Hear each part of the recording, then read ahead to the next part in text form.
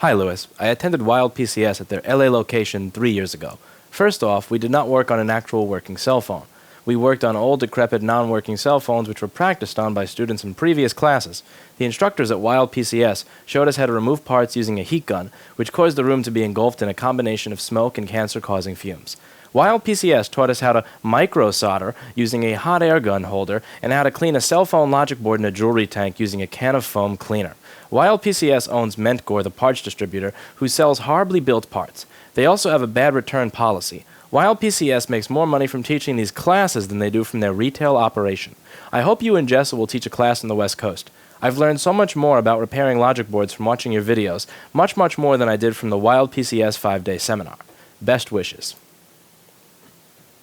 It is a fucking crime that these people are allowed to take money to actually teach you. And here's the thing, I know that from a lot of people who realize that I run a for-profit course, do realize that there were literally 8 to 9 months of people beating down my door saying, I want to give you money to do this, and me saying no.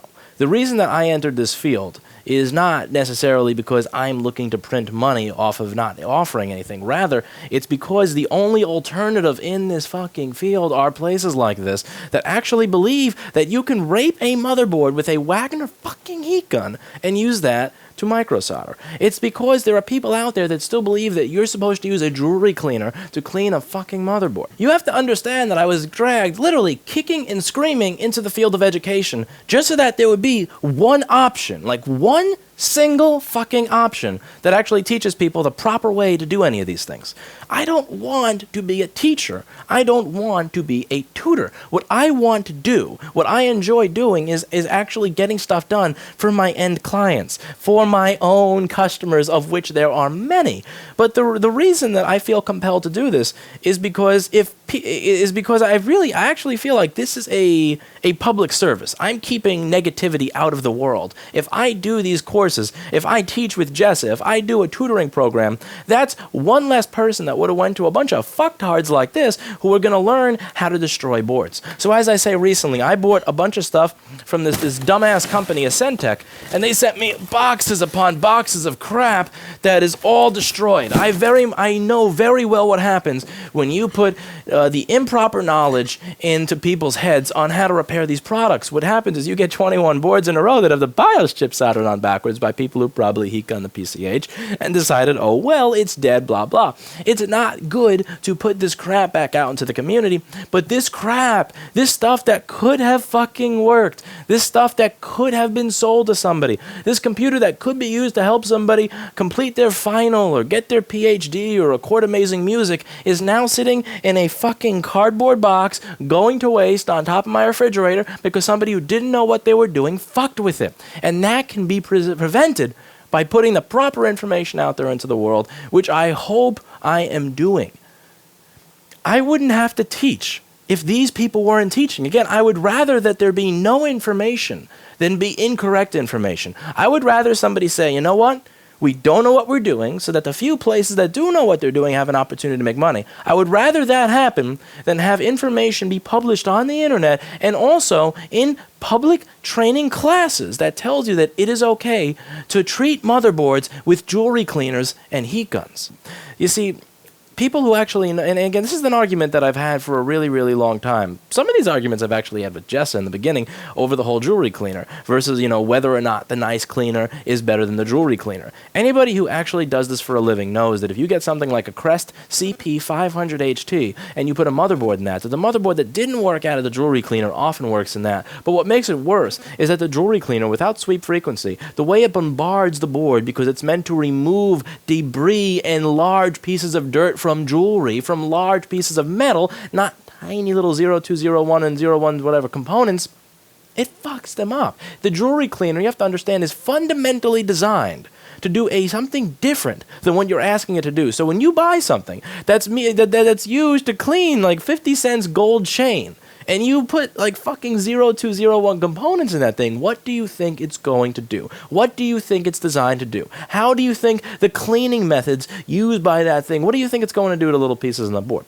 It's going to fuck them up. How many times have I replaced a clock circuit that got sodomized and skull fucked by some crappy ass jewelry cleaner that could have been prevented had it went into an actual proper ultrasonic.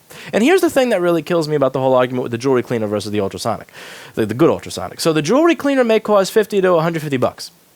The Crest, I'm not even talking the small Crest for cell phones, which is cheaper. I mean the big Crest. That thing cost me about $650, $700 with the tray at the time.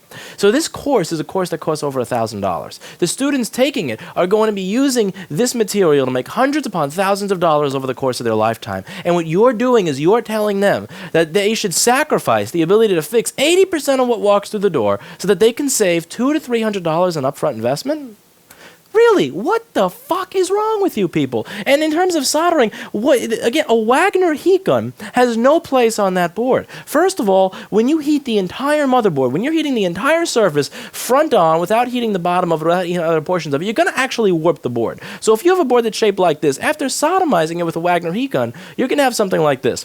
Never, ever, ever, ever use a Wagner heat gun or any type of heat gun to work on a motherboard. If you're going to do something like that, at the very least, make sure that you're doing something to reduce the nozzle size so that you're limiting the amount of heat that you're putting on the motherboard. If you're going to be working on a motherboard, what you need to realize is that the heat has to go in a very, very concentrated area. Because this may surprise some of you out there that have no fucking idea what you're doing, but heat destroys components. Heat is what very often causes these devices to enter our stores fucked up, needing repair. So you want to limit the amount of heat that you're putting on surrounding components. You want to limit the amount of heat that you're putting on the CPU. You want to limit the amount of heat that you're putting on the NAND flash chip that has your customers' baby pictures that are just about to get erased because you guys, in spite of taking thousands and thousands and thousands of dollars, are too much a cheap fucks to spend $500 or $600 on a proper hot air rework station. And that is fucking wrong. And again, if you're going to do the wrong thing, if you're going to rate boards with a heat gun, if you're going to rate boards with a Wagner,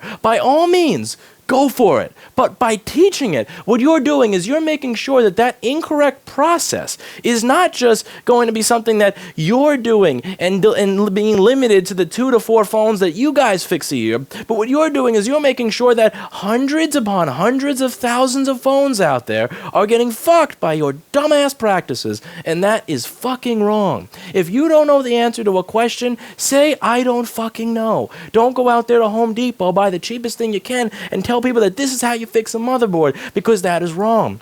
One of the very common criticisms that I get on this channel, on a lot of different forums and a lot of different IRC channels and a lot of different social media platforms, is that when a lot of all these people come into the trade that don't know what they're doing, they are going to start destroying the things that would have otherwise been easily repaired. And that's a criticism that I take to heart, because I am the person who's going to be getting all this stuff. I'm the person who's going to be responsible for the jobs that the place next door couldn't fix. And since I have a lot of business-to-business clients, I'm also going to be getting the stuff that their customers sodomize before sending to them, which is why I try very, very hard to ensure that all the information I'm telling you is not wrong. While it may not be the absolute positively best way to do something or the best practice, I'm making sure that what I'm telling you is not downright wrong, because by doing that, I'm doing you an injustice. And I'm going to cause you to have more miserable work to deal with when your customers start bringing you this stuff that's destroyed. And one of the things that I'll say in defense of that is that what I try to teach, I don't try to teach this monkey see, monkey do bullshit where you're replacing this little component every time you have this problem. You're replacing that stuff every time you have that problem. What I'm trying to teach is an analytical mindset so that you could solve your own problems. And I'm also trying to teach it using proper equipment. If I'm going to do BGA rework, you're not using the Wagner, I'm using the $7,000 Zelmo. When I'm doing micro soldering, I am not going to use a fucking heat gun. I'm going to use a $650 rework station and a $300 soldering station. And I've shown you how to do this stuff the proper way if you don't have the right tools. So I've shown you, hey, I understand if you don't have $650 in your pocket for a hot air rework station. I understand if you're working with a $10 iron. Here's the proper way to work when you have the $10 tool. But what I don't do is tell you, not only do you not spend the money on a good tool, but you actually start using the wrong tool for the fucking job. You don't use a hammer to remove hubcaps from a car. You don't use a soldering iron to refill a gas tank, and you don't use a Wagner heat gun to desolder pieces from cell phones. And it is really, really wrong and really, really fucked up that for this amount of time that people have actually been able to take money from unsuspecting individuals that don't know better to teach them these improper practices on how to repair these boards. Fucking shame on you, WildPCS.